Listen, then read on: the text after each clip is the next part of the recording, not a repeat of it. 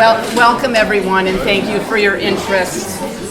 Thank you for your interest. As I was falling asleep last night, I had an insight that MindBody, well, Sheila started it because she said it's not just mind-body, it's body-mind.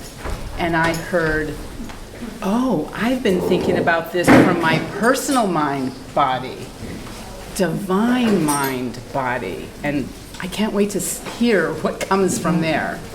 Sorry, can you hear? Yes, can you hear? There is a microphone. Yeah. So I can, we're open Private to. mic. Yeah.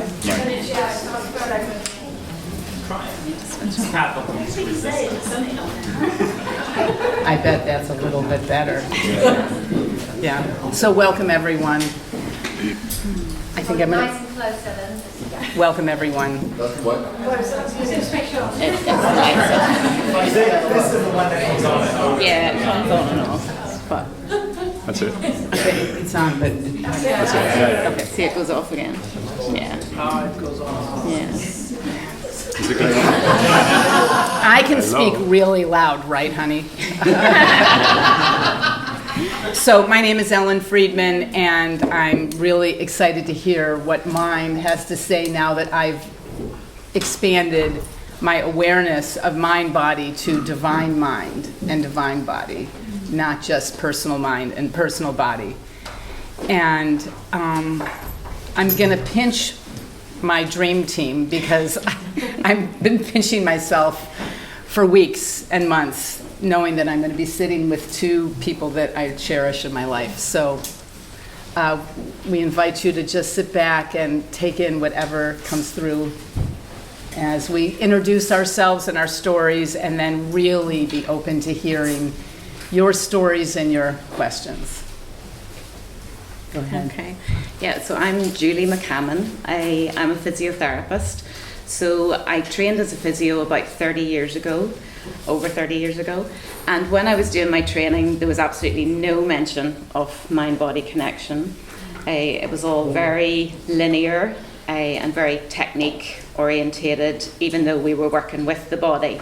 But then I went on a bit of a journey myself with my own health. I had post-viral fatigue, which then sort of developed into chronic fatigue, which then was labelled as fibromyalgia. And I was struggling to keep working as a physio. So I thought, I'd heard about this technique called myofascial release, working with the fascia in the body. And I thought, oh, I'll go and do that because that'll just prolong my work life, because I'd heard it was a gentle technique to deliver. So that was really my first introduction to mind-body connection and the fact that it is all one system. And that, quite frankly, blew my head because I had come from a very traditional physio background.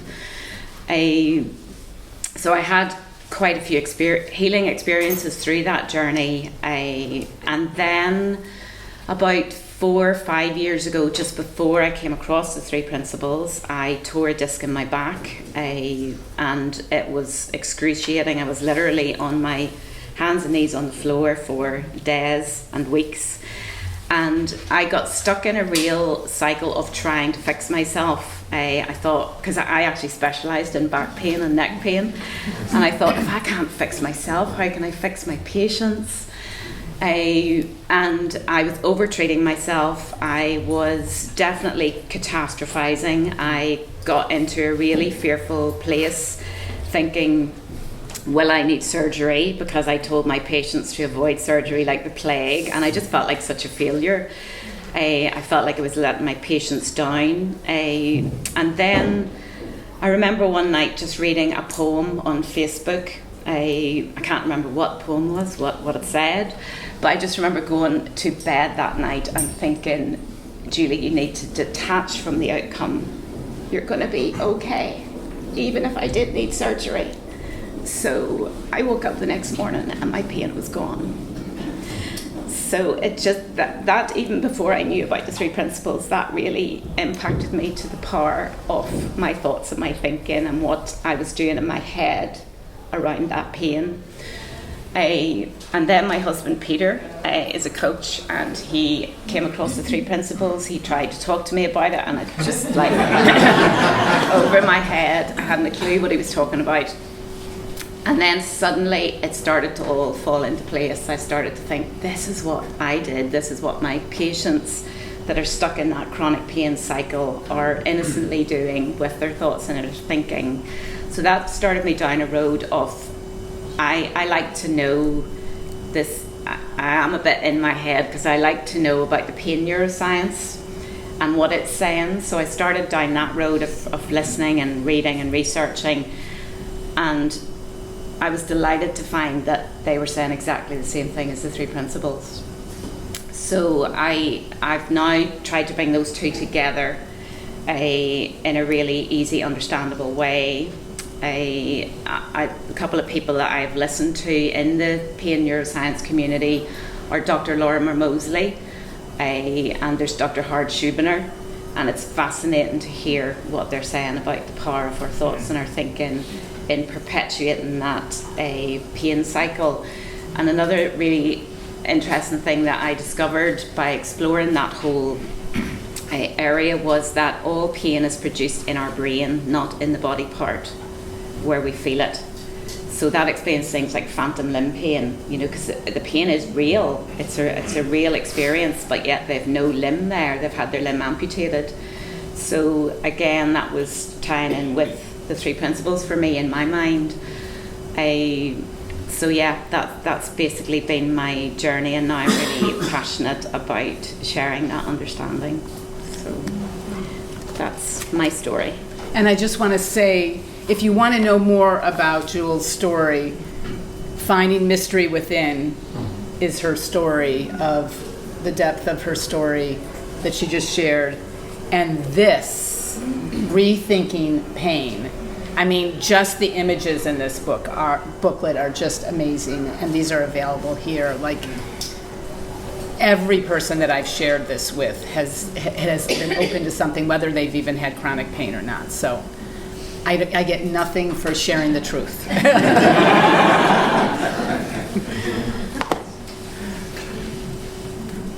Wow. I have no idea what I'm going to say. I don't really know where to start. I don't know where to start. Who are you? Mick. My name's That wasn't a deep question.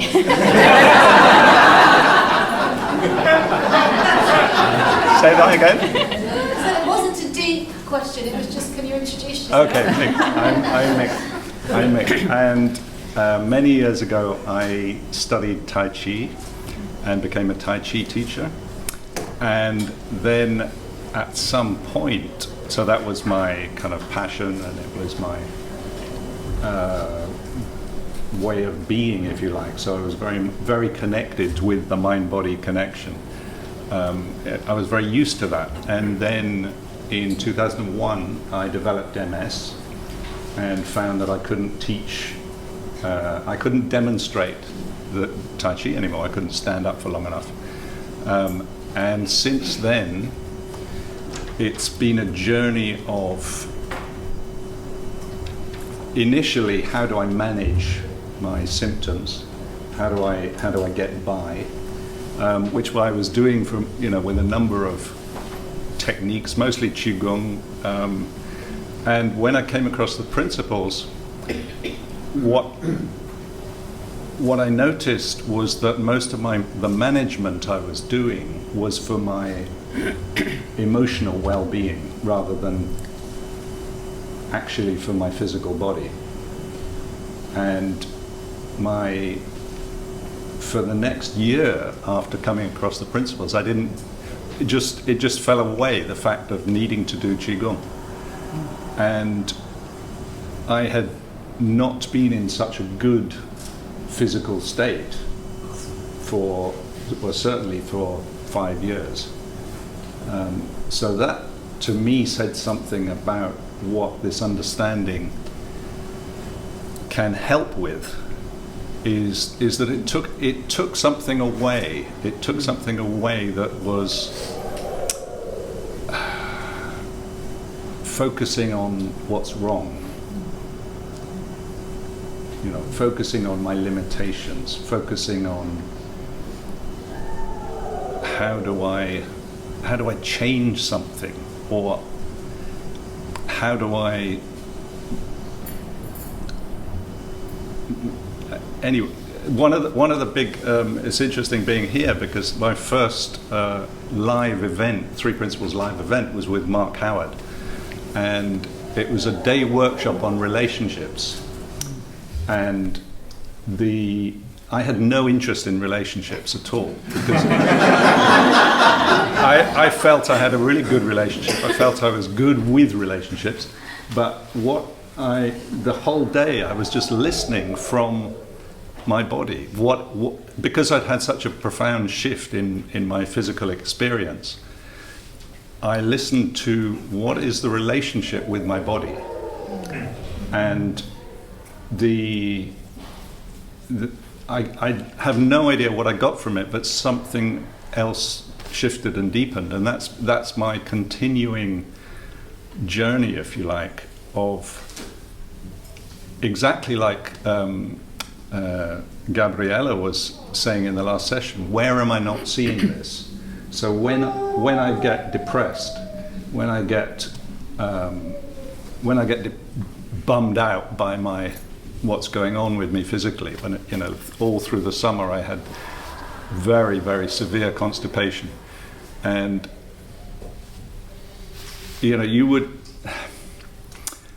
my experience is that it feels like this is causing my state of mind. It feels like my fatigue, my constipation, or whatever, is causing me to feel a particular way. It's causing me to feel lethargic. It's causing me to feel hopeless. And then just something shifts, and away we go again. It's like life is there again. Life is there again. And I now see that talking of big mind, big body. Speak for yourself. Divine body, shall I say?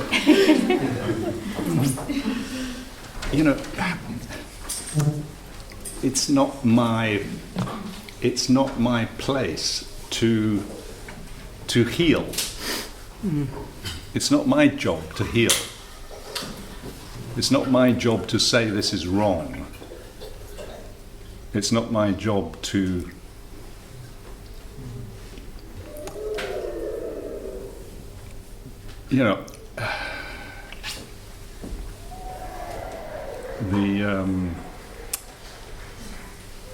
I forget whose talk it was, but anyway, the whole of creation is happening, including this body and what this body is doing. And somewhere along the line, I've made up that it's wrong. I've made up that I shouldn't be having this limitation. And when again and again when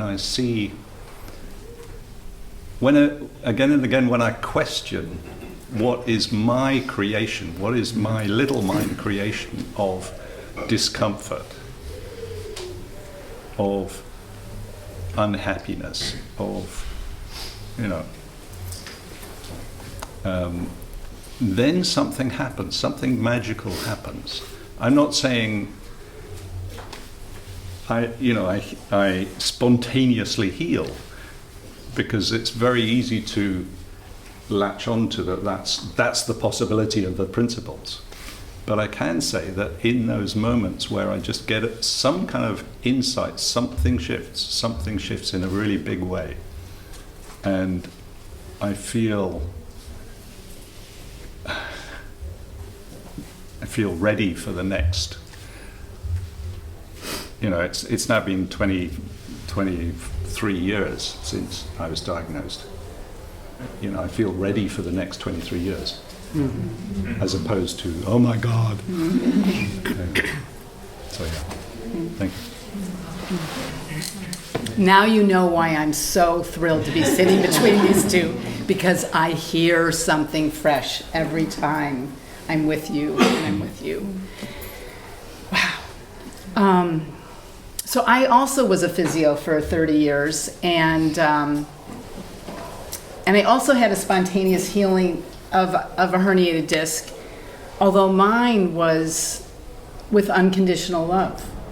But I didn't realize really what was going on until you just shared. Like, it was an unconditional love process that healed, that eliminated my symptoms more than 15 years ago.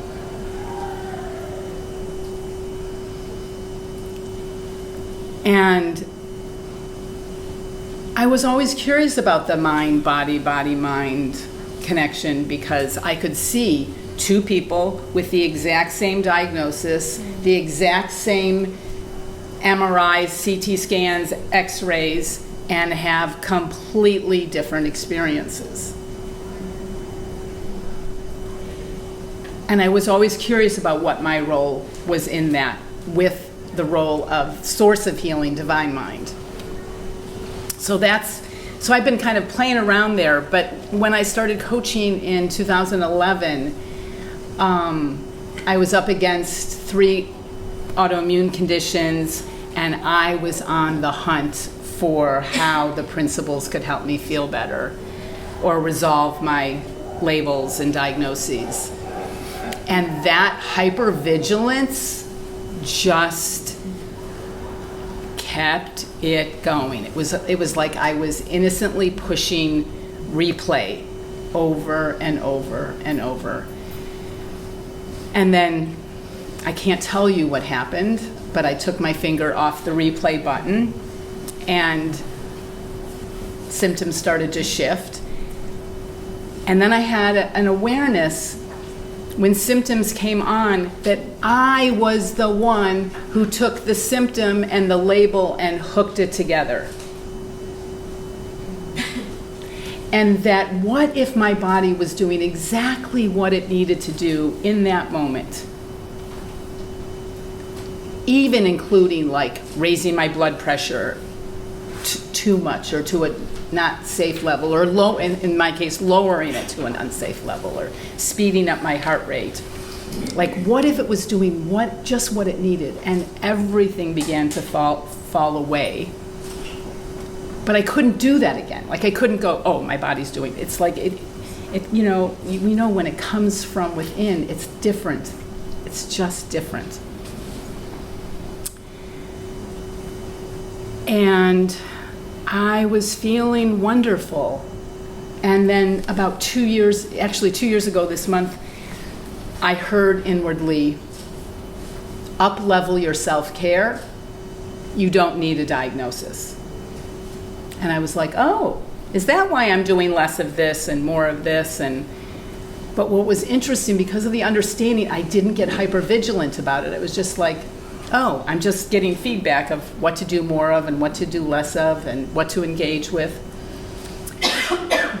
And then 4 months after that, I had a recommendation for a breast biopsy that, for numerous reasons, one of which I was a week into my mourning of my mom's passing, I put on hold because of that, and other things that are not really relevant. No, they're very relevant. Wisdom said, not now. And not here in this town that I was living. So I was like, oh, am I going to go 4 hours away, or am I going to go 9 hours away?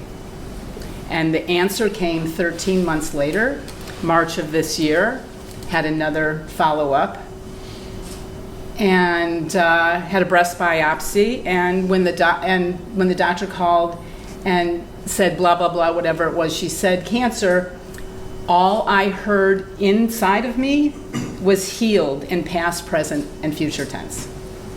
Now, I've had that experience twice before, where I've had something that I knew I was just going to be fine from. I wish I could tell us all how to, I couldn't have created that. I couldn't have created that. Knowing. But that knowing led me on a journey of waiting for each step to be what was next, who was going to be on my team. I became a general contractor and I hired specialists to support me. And once you take one baby toe out of conventional medicine, there are thousands of places you can go. And I had coached 300 people healing cancer in integrative cancer clinics in Arizona, so I knew maybe 900 of those 1,000 things from the clients that I was working with. And the timing to get into an appointment, to get results, I just had nothing on it. It meant nothing. And so I've been playing around with well, how do I share that? Where's that come from? And what it looks like to me right now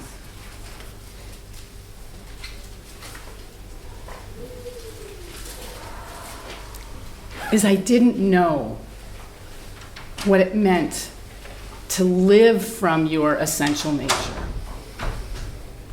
Living from my essential nature allowed me to not even get bumped by a cancer diagnosis. It's wild. I wouldn't believe my best friend if she told me the story. I know it sounds unbelievable. I'm still in awe of it myself. But I just have not been bumped because I am not my body. I am not my diagnosis, and not just the words of it, but the experience of it is just extraordinary. And I keep on hearing now Sid saying, go out and live your life. Has every single person said that studied with Sid? Go out and live your life. And so that's what I did. And in living my life, I found the answers and the guidance. So that's part of it, was knowing, living from who I truly am, not the idea that I'm a divine being having a human experience, but the knowing, the living from, in the triangle that was on the board if you were in this room yesterday, in the harmony of Dominic's talk, being in harmony. And then knowing where my experiences come from. And again, the idea of knowing where our experience comes from is different. I have become so sensitive to stress. I don't have to avoid anything because I get immediate feedback, and I know what the body does with stress. I know that it lowers the immune system. I know that cancer cells love to feed it. I'm not feeding it what it wants. So I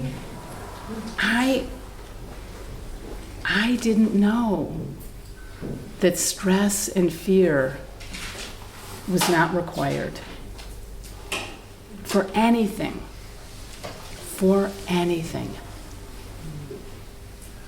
We hear, there's no person, there's no situation, there's no circumstance, and I add, there is no diagnosis that is responsible for our experience.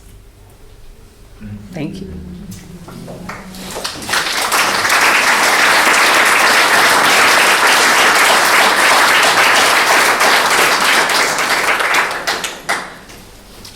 We'd love to hear from you. Thank you very much. I heard you say something, and what I heard was life wants me to have this. And I think I've spent a lot of time resisting my condition. And just hearing you say what you said, I can't remember what you said. But I just heard, me, life wants me to have this. Life spins the planet. Probably knows a little bit more than me.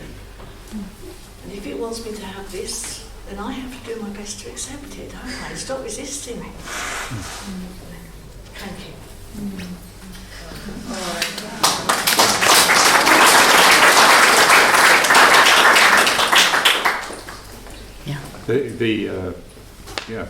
The Star Trek thing the Borg used to say is resistance is futile.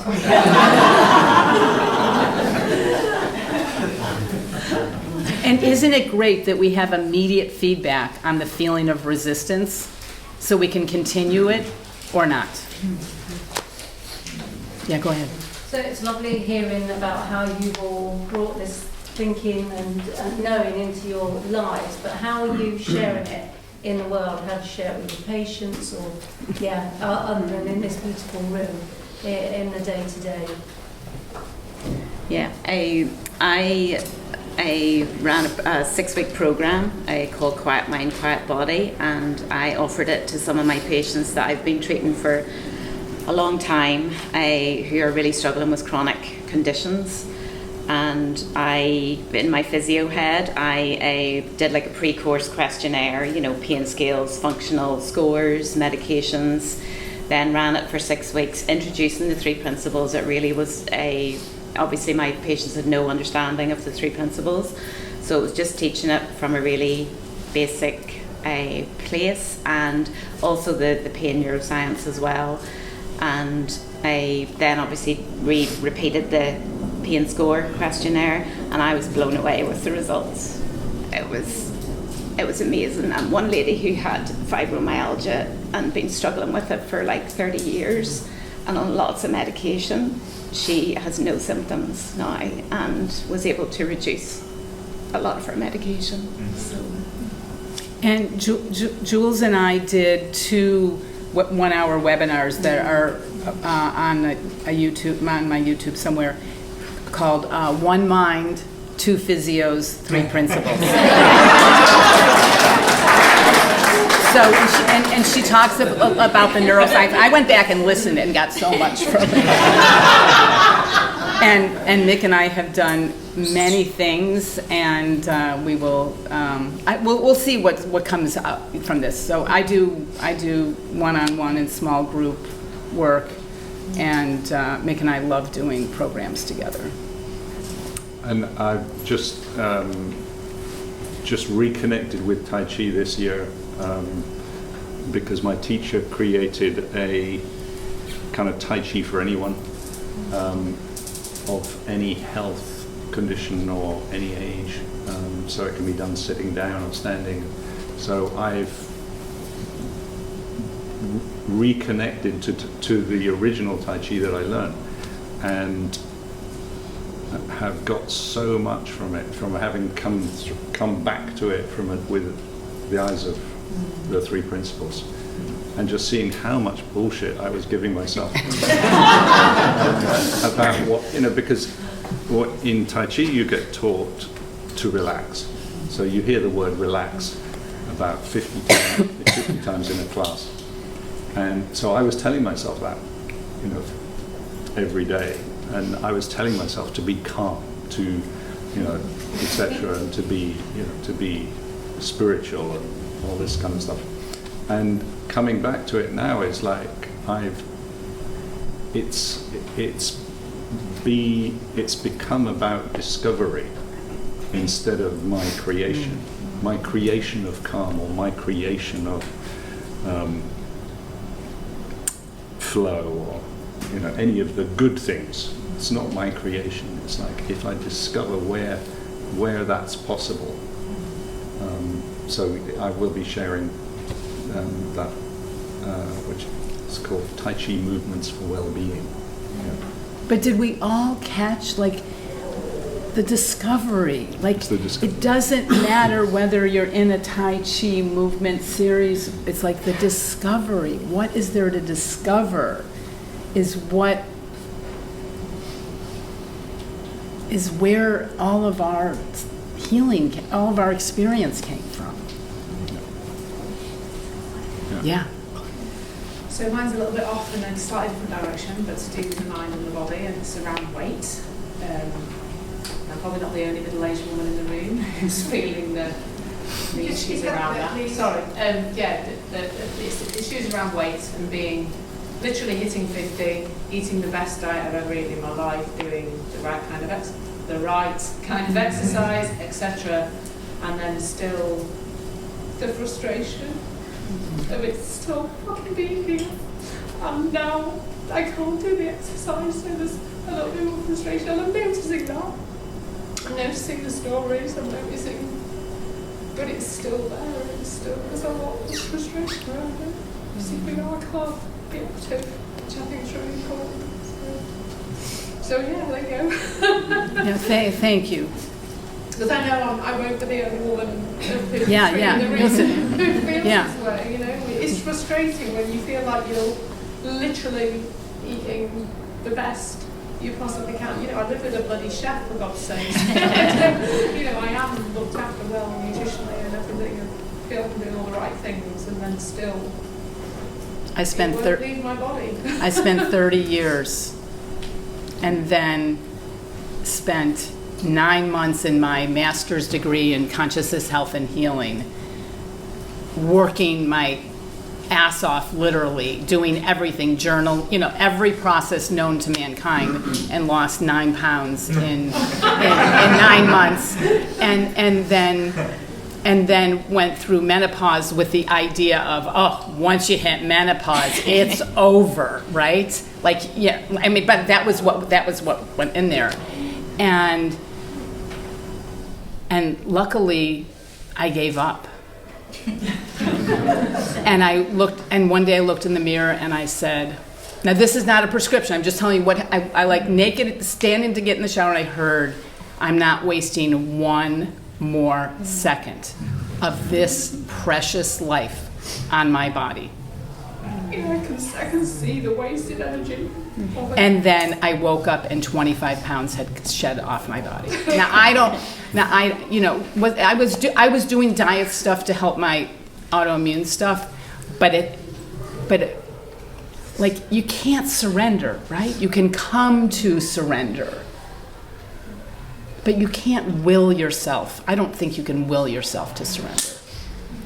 So just be open to the discovery of whatever it is, you know, and then, as my husband likes to remind me, yes, and about half of it came back on. But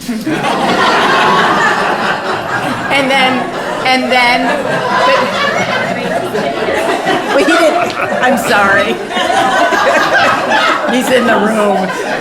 No, he said, he didn't say it that way, but no, but I want to be honest, like,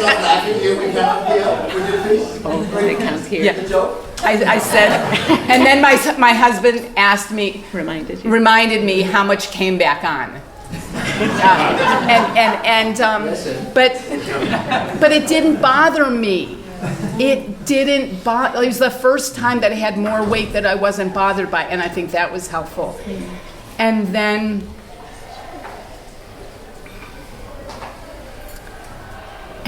the up-leveling with the cancer diagnosis, that has now fallen off. So I wake up like I wouldn't trade the cancer diet for anything, you know. I wouldn't, but that's what happened. When I say that, I mean, like, I wouldn't have wanted cancer to be the reason why the weight came off. And it wasn't because I was on any treatment. I thought I was eating really well, but I'll tell you, I was addicted to minimally processed foods. I knew bad food, I knew heavily processed foods, but once the minimally processed foods came out, it's incredible. It's the only thing I have to, yeah, anyways. Yeah, Dominic. I heard a couple of times, and I'm not familiar with this question or thing about, what is it? Fascia? Yeah. Myofascia. Can someone say more about that? Because I've heard it in a couple of places, so I'm curious. Yeah, so it's working with the fascial system in the body, which is like a really strong connective tissue that goes throughout your entire body. So it's continuous, and it's really the life force of every cell in your body, because it surrounds every single cell. Like when I was training as a physio, I was told it was unimportant packaging. And That's the first clue. yeah. But it is incredible, and we, like when we have anxious thoughts or thinking, we do brace in our body. It's like subconscious. But when I'd worked with bodies for 30 years, and I didn't know how much bracing I was doing in my body until I went on that training. And afterwards I was sitting at traffic lights and I was worrying about something, and I could feel like a fist inside my stomach. And then with awareness, you've choice. So with awareness of where you're bracing or clenching in your body, you have the choice to let go or to keep doing it. And if you keep doing it, your fascia starts to solidify, because fascia is like, it's little tubules. It's like a spider's web. You know, if you pull a piece of raw meat apart, you see those little like clear tubules. Well, that's what fascia is, and it brings nutrients to every cell in your body. So if it has solidified, the nutrients can't get through to the cells. So it can wreak havoc in your body. It's also incredibly strong, so it creates a huge compressive force through your organs, your joints. So it's how you get arthritis, it's how you get everything really. So the treatment is really releasing that fascia, turning it back into the more fluid, viscous state. And the mind-body connection thing is that, I know this is maybe controversial, but there is a thing called tissue memory, where memories are stored in the tissues of our bodies, not just all in our minds. It's one system. You can't, it's not separated. And I know cells renew, but there's still an energetic signature, from traumas and things like that. So I had some incredible experiences when I was receiving treatment at the very start. Just where your body starts to like move spontaneously, so it's the fascia unwinding, trying to get a better release. And sometimes it can bring up a lot of emotion, sometimes it can bring up memories, but you don't have to work it out. Your body's just trying to get rid of it for a reason, because it no longer serves your body to hold on to that anymore. So it's not about going back into that past memory. It's very much just trusting the wisdom of your body, which is incredible. It's way beyond our understanding. Thank you for that. Wow, am I ever glad I asked? Because no, it's interesting, because that I hear that and I think, wow, what an incredible design of this physical body that mind came up with, right? And it's so interesting to say, well, but I didn't know about this. What is this thing? I don't know about this thing. And it's and as you describe it, I'm thinking, and how interesting that you were told in your training, oh, you can ignore that, it's just packaging. Which the way I hear that is, God didn't really know what it was doing. So it has some sort of superfluous stuff around these cells that you can ignore all that because we don't know anything about it, right? But so when you said that, I'm kind of thinking how incredible that the body's designed with this, and we can feel that, at least if we're sensitive to it. If we're off in our somewhere else, then we would not sense it or feel it. Wow, powerful. Thank you. Thank you. Can it help with weight loss? Can it help with weight loss?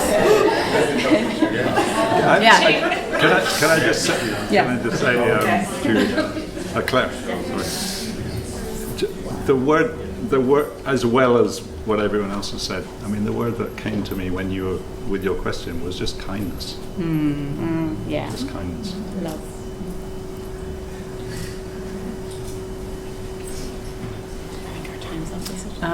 We have till the 15? Do we have till quarter past? 4 minutes? Okay. Yeah, go ahead, Leanne. I'll summarize.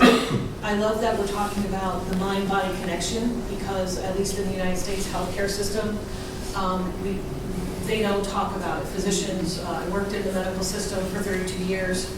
Physicians don't get very little training in nutrition, certainly don't get training in movement. So I'd love to hear from each of you while you're doing it, how can we help promote for ourselves, for our loved ones, the education of this connection, because it is vital in my mind. I have a brilliant gynecologist that's a female doctor, and she even shared with me, she got no training for menopause.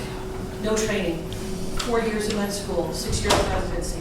I'm sure she got trained in pharmaceuticals. In pharmaceuticals. so we must be our own advocates and advocates for our loved ones, and that's part of the reason why I left 32 years of healthcare to do what I do now. And so I'd love to hear your ideas and suggestions on how we can do that for ourselves and for our loved ones and for each other. Well, very, very simply and briefly, with my patients, when I'm treating them, I just really get them to drop out of their head into their body, away from their thoughts and their thinking, because we all spend like 99.9% of the time here between our 2 ears, and we ignore our bodies.